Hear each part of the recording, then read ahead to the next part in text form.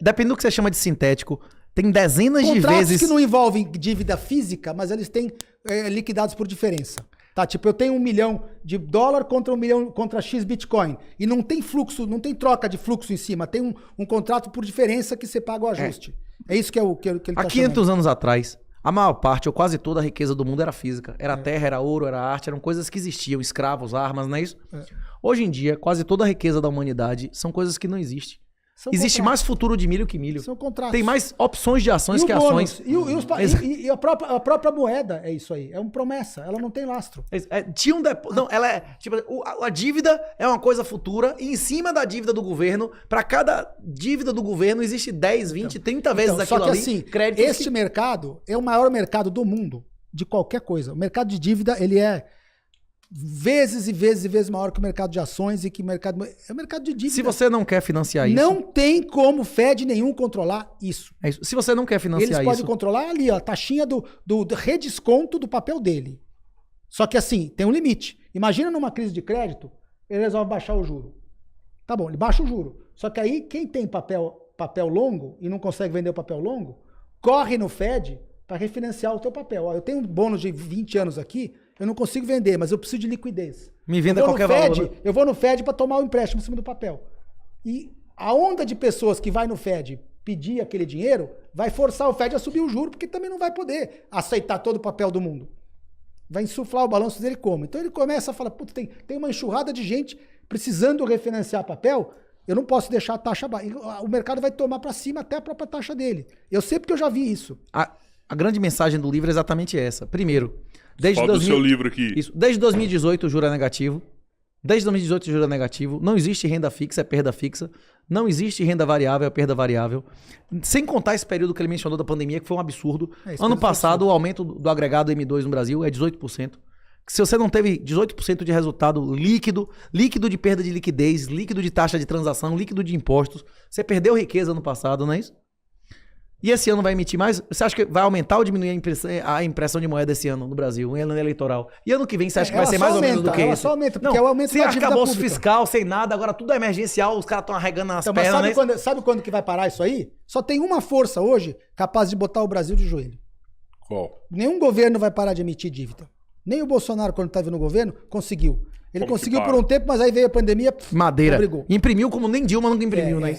Só que não gerou inflação Bolsonaro na época. Imprimiu mais, no ano de 2020 imprimiu bastante. Só que no ano de 2020 não gerou inflação porque a economia estava parada. O componente velocidade de circulação chegou a zero. O dinheiro não circulava. Então todo aquele dinheiro ficou empossado, não gerou inflação. Mas é o efeito depois da que guerra. começou, Cantillon. Depois que começou a melhorar a confiança explodiu das pessoas, aí aumentou a inflação. Igual, e diga-se de passagem, não foi só ele, foi o mundo inteiro. E como que você falou que tem um jeito de parar? Qual o jeito de parar isso? Do que eu estava falando de... A única coisa que pode parar é essa emissão aí de dívidas. Aqui no Brasil, É. no dia que o mercado resolver virar pro Lula e falar assim, ó, acabou essa festa, eu não confio mais no teu governo e na tua capacidade de... Chega na hora que porque para funcionar ele precisa emitir dívida e fazer leilão de papéis. Para poder... como é que funciona contas públicas? O governo vai lá e faz um cheque e gasto público. Imprimiu dinheiro, fez um cheque e botou na economia. Aí a conta vai pro tesouro, o tesouro tem que pagar. Quando o tesouro, ele tem um caixa lá, mas se esse caixa cair, ele tem que imediatamente fazer leilão e vender título. É assim que funciona. Na hora de vender título, o mercado todo resolve falar assim, eu não confio mais nesse governo. Ou esse crescimento não tem, eu não confio na economia. A taxa vai de 10 para 20. Eu já vi isso acontecer na década de 80. O cara vai tentar emitir, ele não consegue colocar o papel. O leilão falha. O leilão falha, ninguém compra. Então, isso vai... Mas as pessoas que têm real, as pessoas que têm CDI, têm CDB, eles estão comprando sem ver. As Sem pessoas ver. que estão tesouro direto, fundos, estão confiando sem ver. É por isso que a grande lição do livro é que... Tem uma hora que os grandes bancos, isso aqui, falam, não. Porque só acontece quando o cara começa a tomar prejuízo. Quando ele começa a tomar prejuízo também, ele fala, bom, eu não posso... Aí vai ser a hora que ele vai vir com controle de capitais. Ele vai comprar só de 6 meses. Nessa hora... O de 3 anos ele não compra, aí falha o leilão. Aí o governo começa a ter que emitir mais curto. E fazer controle de capital para impedir pro cara tirar dinheiro do país. Se você vai ter que investir aqui sim. Mas nessa hora, se ele faz controle de capital... Vai proibir o cara de tirar o dinheiro do país. Nessa hora, o juro já vai estar 20%. Aí o Bitcoin aqui vai ficar 20% mais caro que no exterior, como foi na Argentina. Na Argentina ficou mais caro por conta disso. Porque você não conseguia tirar dinheiro de outra maneira, senão comprando Bitcoin e enviando. Como na Venezuela, quando você vê controle de capital, aumenta o grosso da demanda de saída aqui é através do dólar. Eles vão fazer paralelo, vão fazer igual se fazia na década de 70. Pois é, exatamente. Porque o Bitcoin não tem tamanho de mercado hoje, pelo mercado que circula, para você tirar 10 bilhões daqui. É isso. Mas dá pra você tirar proveito disso aí, né? O que a gente tem que fazer é tirar proveito disso. É isso. E depende também do cenário externo. No cenário externo, se esse cenário de problema de financiamento de dívida brasileira for global, aí esse problema vai estar... Eu antevejo isso na dívida americana. Eu enxergo hoje um futuro onde o Fed Funds pode cair para 2% ou 3%, mas o 10 anos e o 30 anos subir para 8% ou 9%, por conta de um problema de financiamento. É isso. As 3 lições do livro, a primeira lição é que o juro negativo desde 2008 não é só aqui, é só questão mundial. O problema do quantitative easing é absolutamente imoral. O sistema financeiro atual é absolutamente imoral e satânico. E é demonstrado numa matéria chamada Public Choice Theory, a teoria das escolhas públicas, que quando você não tem chance de mudar o país no voto, e realmente, estatisticamente, nosso voto, a chance de a gente mudar o país é menor do que ganhar na Mega Sena 10 vezes. Não é isso? Seu voto ser decisivo é muito menor que ganhar na Mega Sena, não é isso? Até porque você pode apostar na Mega Sena toda semana e votar é só a cada 4 anos, né? Então, a salvação é individual, e se você não quiser ter suas mãos sujas de sangue de aborto, se você não quiser ter suas mãos sujas de castração de criança, se você não quiser ter suas mãos sujas de pessoas inocentes sendo enrabadas na cadeia por acusadas de estupro de cônjuge que não existe, não é isso? Quem acha que tem estupro de cônjuge não sabe o que é casamento bíblico. Então você não pode financiar o governo. Se você compra ações, você financia o governo. Se você comprar tesouro direto, você financia o governo. Se você tem saldo em real, você financia o governo. Se você tem negócios que pagam impostos voluntários a um governo, você é financiador voluntário daquele governo. O que o governo fizer com aquele dinheiro, você também foi culpado por isso, né? Você foi comparsa, financiador daqueles crimes. Você quer fazer oposição real?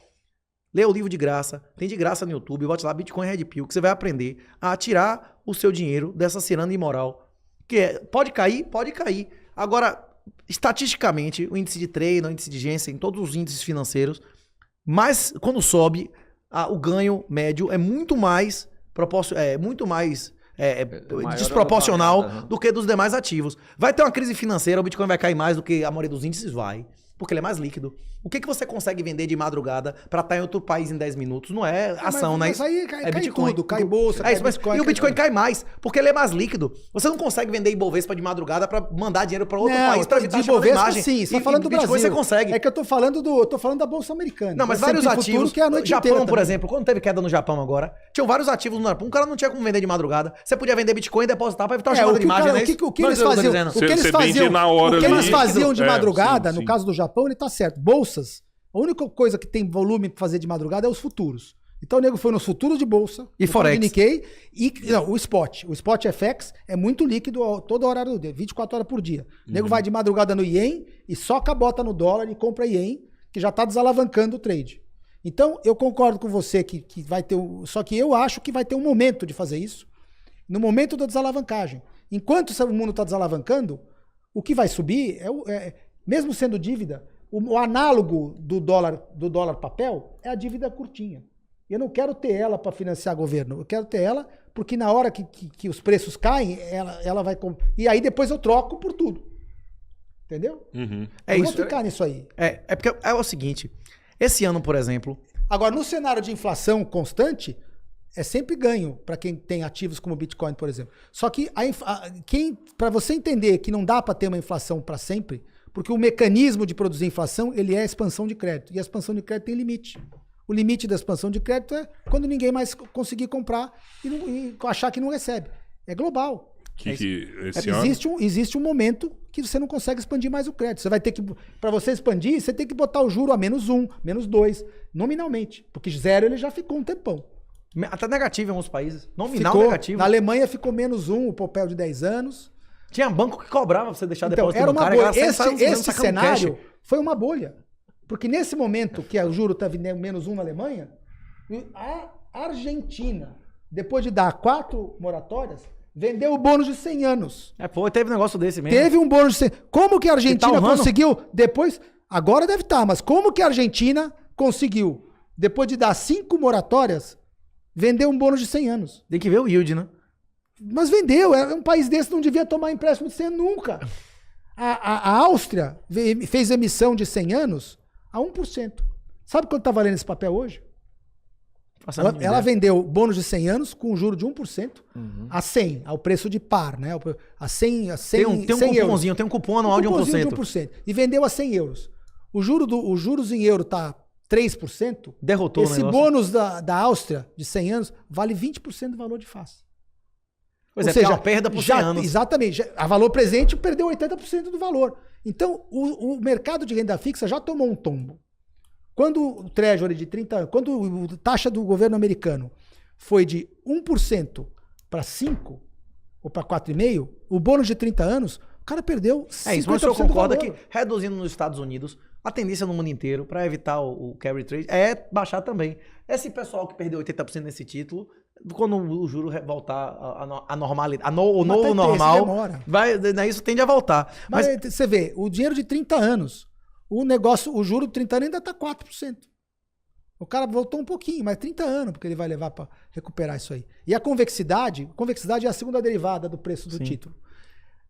O efeito de você ir de 1 para 2, o prejuízo que você toma quando o juro vai de 1 para 2 é muito maior do que quando o juro vai de 2 para 3. É porque de 1 para 2 é dobrar, de 2 para 3 é 50%. Chama-se convexidade, é a segunda derivada. A primeira derivada é a variação no preço, a segunda derivada é a variação da variação. E ela é maior, quanto mais próximo de zero você chega, maior a convexidade. Claro. Maior a alteração de preço. Foi o que eu falei, de 0 para 5 é infinito. Isso. De 0 para 1 é infinito. É infinitos por cento. Mas é isso que eu tava falando. Ficar para um cara como o Warren Buffett, que tem um volume absurdo e que se recusa a se envolver com coisa. Tem Bitcoin um pouquinho, não tem? Eu acho que a maioria desses caras bilionários, eles começam comprando sem dizer a ninguém, como asset pessoal, como legado. Sim. Porque, tipo assim, até um cara desse ser interditado, o único dinheiro que ele consegue acessar e ninguém vai tomar dele é o Bitcoin.